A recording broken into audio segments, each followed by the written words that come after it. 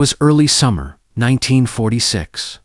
The war had ended more than a year ago. Yet, across the quiet landscapes of America, thousands of prisoners still remained behind barbed wire. Among them were women, German nurses, secretaries, clerks, and even widows of fallen soldiers captured during the final months of the war. They had been brought to the United States, not in chains of humiliation, but under guarded mercy, expected to be temporary guests in a land once seen as the enemy. When the announcement came that they were to be released, no one expected hesitation. Freedom, after all, was the one thing every prisoner longed for. But something extraordinary happened. Many of these German women refused to leave. They begged, quite literally, to stay in America. At first, the American officers thought they had misheard. Captain James Rutherford, a seasoned guard from Kansas, stood bewildered as a young woman in her late 20s approached him. Her name was Hilde Kraus, a former Red Cross nurse from Hamburg. Her eyes were calm but pleading. "Please," she said softly, "don't send us back yet. We're not ready." Rutherford looked around the small wooden barracks where women sat on bunks, reading English books, writing letters, and knitting scarves from American wool. It was nothing like the war-torn Europe these women had left behind. He couldn't blame them for wanting to stay. During the years of captivity, these women had seen a side of America they never expected: decency, safety, even kindness. They had come expecting cruelty from the victors, the sort of vengeance they had been warned about back home. Instead, they found order, discipline, and astonishing fairness. Inside the camps, meals were regular bread, meat, vegetables, and even coffee. They were allowed to write letters to their families, to receive parcels, and sometimes to work in nearby farms and factories. Local American women, curious at first, had started volunteering to teach them English, and even invited them to Sunday church services. By 1946, many of these German women were fluent enough to hold conversations with their guards. They spoke of literature, of their homes, of the war that had destroyed everything. Slowly, invisible walls had started to dissolve. For women who had lost everything, their homes bombed, their families scattered, their futures uncertain, America had become a strange, almost peaceful dream. They were still prisoners, yes, but in their captivity, they found something they hadn't felt for years: safety. When officials announced that repatriation ships were being prepared to send them home, some women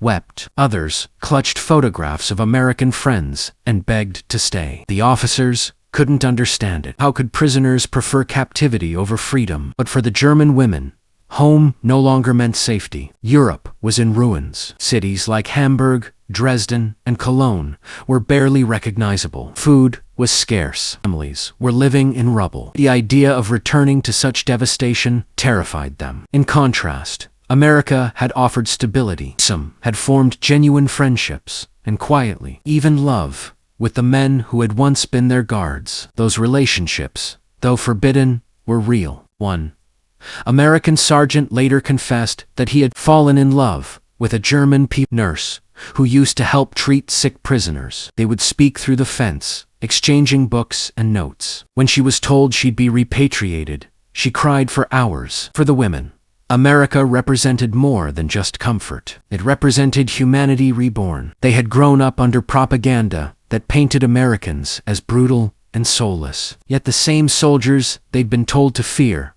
were the ones who treated them gently, who shared their rations, who smiled at them during Christmas dinners. When freedom finally came, it wasn't the liberation they had imagined. It was the start of a new uncertainty. In Germany, many POW women feared being labeled traitors or sympathizers, simply for having been treated well by the enemy. Some had families who had disappeared in the chaos. Others had no homes to return to. So they begged, not for more food or comfort, but for time. "Just a little longer," one of them said, "until we can find a place to go." Captain Rutherford, writing in his diary, later confessed that releasing them was one of the hardest orders he ever followed. They were not prisoners anymore, he wrote. They were guests, and some of them were friends. When the transport ships arrived, scenes unfolded that no one expected. Some women clung to the fences, refusing to board. Others hugged their American caretakers, tears streaming down their faces. Photographs taken that day showed smiling faces and waving hands, but behind those smiles was heartbreak. In one of the most touching accounts, a German woman named Anneliese reportedly wrote to her American guard from the ship. Her letter read, "Back home, there will be hunger. Here,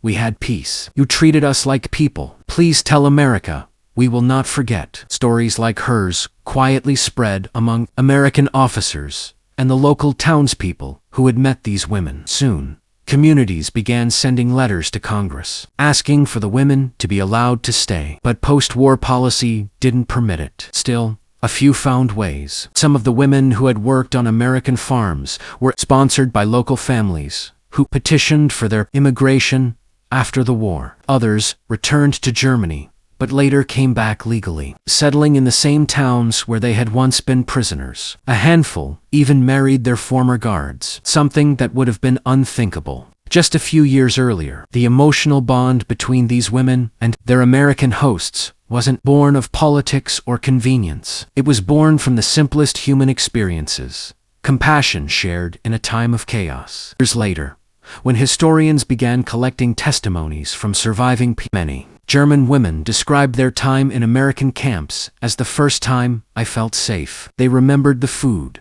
the music on the camp radios, the polite manners of the guards, and the laughter during Christmas dinners, when, for a brief moment, the world's divisions seemed to vanish. They even played volleyball with the American nurses and exchanged small, handmade gifts. In one camp, a choir was formed, half American women, half German POWs. Together, they sang hymns that transcended nationality. The sound of those voices, rising into the night air, became a symbol of reconciliation long before the treaties were signed. And yet, when it was all over, when the last ship left the harbor, silence fell over the empty barracks. The Americans who had served as guards often stood by the gates, staring at the dust where the women had once walked. For them too, it was the end of something human and unforgettable. Decades later, the story of these women remained largely untold, overshadowed by the larger horrors of the war. But hidden within the chaos was this small miracle. Former enemies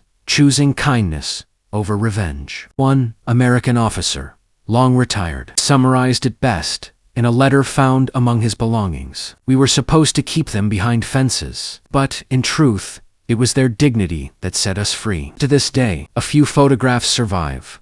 Smiling German women standing beside American soldiers, both unaware that they were part of a quiet revolution of empathy. And somewhere, in those captured smiles, lies the reason they didn't want to leave. Because, for a brief, fleeting moment, they had found peace, not in victory, not in defeat, but in shared humanity. Even now, historians still discover letters written by those women. Many of them express gratitude, not bitterness. In America, one wrote, "I learned that kindness can exist even in war." They had come as prisoners, but left as witnesses. Witnesses to a truth that the world often forgets. That compassion can sometimes conquer hatred more powerfully than any weapon ever could. So when they begged to stay, it wasn't weakness. It was a choice, a plea to hold on to the one place that had reminded them they were still human.